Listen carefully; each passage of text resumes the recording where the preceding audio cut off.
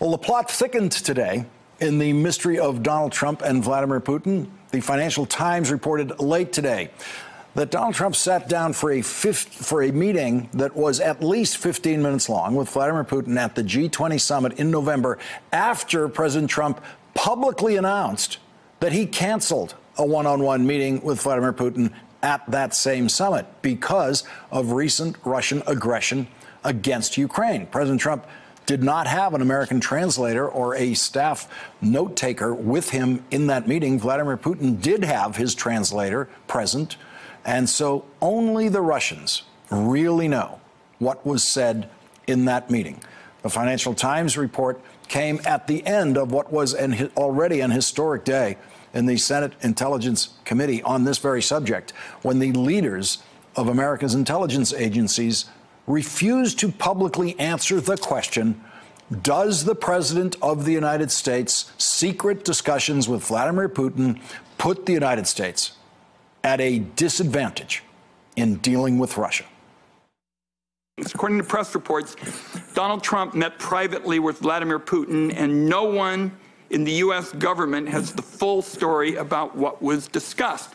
Director Haspel and Director Coates, would this put you in a disadvantaged position in terms of understanding Russia's efforts to advance its agenda against the United States? Question for you two, and then I'm out of time. Thank you for letting me have them respond, Mr. Chairman. Well, Senator, clearly this is a sensitive issue, and it's an issue that we ought to talk about this afternoon. I look forward to discussing that in a closed session. The hearing also made history when the heads of the intelligence agencies in the Trump administration completely disagreed with President Trump on a series of national security issues. President Trump said, quote, "There is no longer a nuclear threat from North Korea." And here is what his director of national intelligence, Dan Coates, and director of the CIA, Gina Haspel, said about that today. We currently assess that North Korea will seek to retain its WMD capabilities and is unlikely to completely give up its nuclear weapons and production capabilities because its leaders ultimately view nuclear weapons as critical to regime survival. What would you say is the current state of the threat from North Korea? The regime is committed to developing a long-range nuclear armed missile that would pose a direct threat to the United States. And of course, President Trump famously claims that he has destroyed ISIS. We have won against ISIS. We've beaten them, and we've beaten them badly. Today, the director of national intelligence said that ISIS still has thousands of fighters and is resurging. While ISIS is nearing territorial defeat in Iraq and Syria, the group has returned to its guerrilla warfare roots while continuing to plot attacks and direct its supporters worldwide. ISIS is intent on resurging and still commands thousands of fighters in Iraq and Syria. And when discussing the deal with Iran negotiated by the Obama administration that prevents Iran from developing nuclear weapons, the Trump administration officials sounded like Obama administration officials. Even though President Trump broke that deal with Iran, the Trump administration officials say that Iran is still complying with the Obama administration's deal. We do not believe Iran is currently undertaking activities we judge necessary to produce a nuclear device. Since our departure from the deal, they have abided by the terms. You're saying they're considering, but at the current moment, they're... Yes, they're making some preparations that would increase their ability to take a step back if they make that decision. So at the moment, technically, they're in compliance. In the hours of testimony about the intelligence service's annual report on the worldwide threat assessment, the Trump administration officials did not support President Trump's argument that we need a wall on the southern border for national security. The Trump administration intelligence officials did not say one word about a wall, and even more importantly, from a political perspective, on the future prospects of such a wall ever being built. None of the Republican senators on the committee asked a single question about any threat to the United States at our southern border. And one of the members of the committee is the senior senator from Texas, John Cornyn, who represents the single largest section of the southern border in the United States Senate. Not one word about a wall or a national security threat at our southern border. Leading off our discussion now is Ambassador Wendy Sherman, an MSNBC Global Affairs contributor. And John McLaughlin is with us. He's a former acting director of the CIA and an MSNBC national security analyst. And Ambassador Sherman, I want to start with you. And really, I leave it to you to pick what we learned today in that hearing do you think deserves the most important concentration tonight? Well, I think there are two things, Lawrence. One, of course, that the intelligence community is completely at odds with the President of the United States. We don't rely on the intelligence community to define policy, which I'm sure John will discuss, but we do think that their data, their assessments, their facts are important to constructing policy. And clearly, the president from January 22nd, right after the inauguration, when he really denigrated the CIA, visiting the wall of the fallen CIA agents, we know that the president really won't pay any attention to these assessments because facts don't matter. But secondly, within this analysis, the intelligence community told us that Russia and China are aligning their interests and working more and more together, that the United States government does not have a comprehensive strategy for dealing with Russian interference in the U.S. election, which they expect to be front and center again in 2020. Both of these things are of great concern. And in the strategy that Director Coates put out earlier this week, he indeed said that the retreat by the West and by implication, the United States, from the world community and from the global community has left a vacuum that is being filled by our enemies and our adversaries. John McLaughlin, was it ever conceivable to you prior to the Trump presidency that you could have the heads of these intelligence agencies testifying to the United States Senate and not being able to say a simple no publicly to the question, does the President of the United States put the United States at a disadvantage in dealing with Russia because of his secret communications with Russia? No, I don't think that could have happened in any other time or any other administration. And as Wendy pointed out, this was a remarkable hearing in many respects.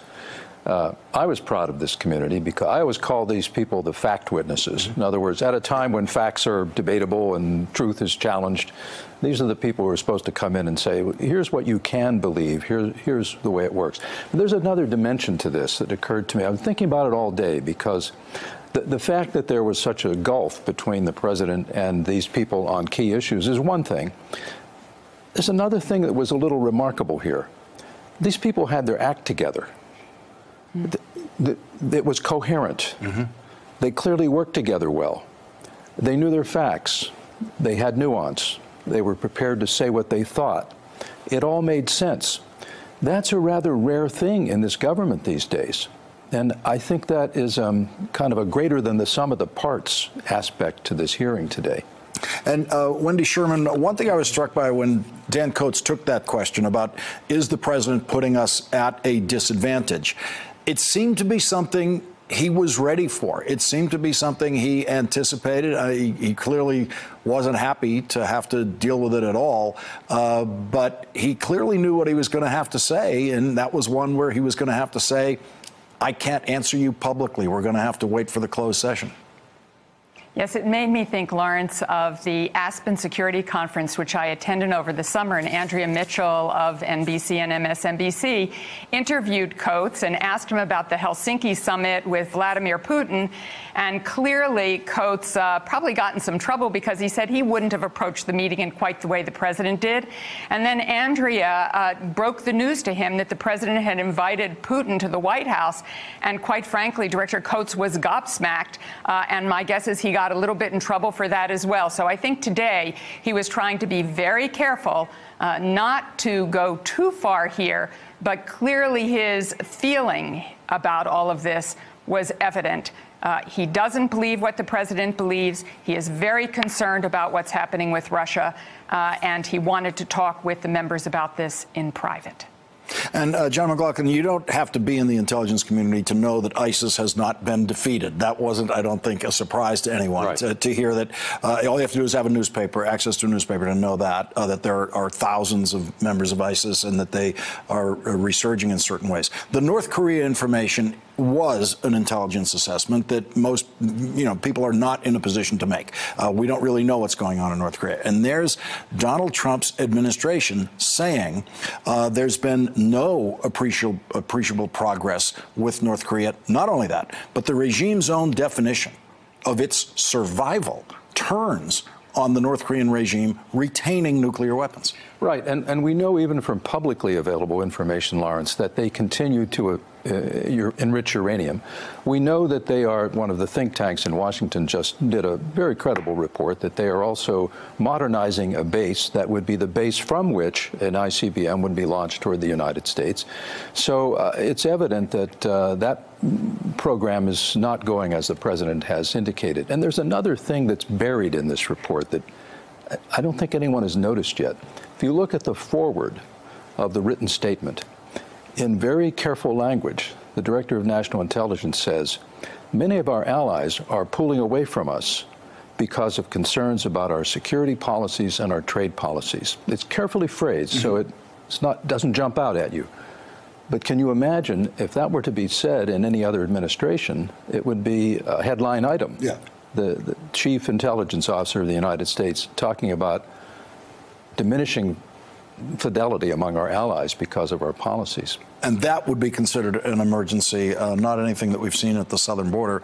And Wendy Sherman, I want to talk to you about the Iran deal. You helped negotiate that deal. You were in the room with Secretary Kerry, Secretary Moniz, working on it as an Undersecretary of State every day of those negotiations. And there you heard Trump administration officials sounding, I think, something very close to what we would have heard from Hillary Clinton administration officials at this point, only they would have had an Iran deal still in place. Here are the Trump administration officials saying, even though Donald Trump tore up the American end of the deal, Iran is still complying.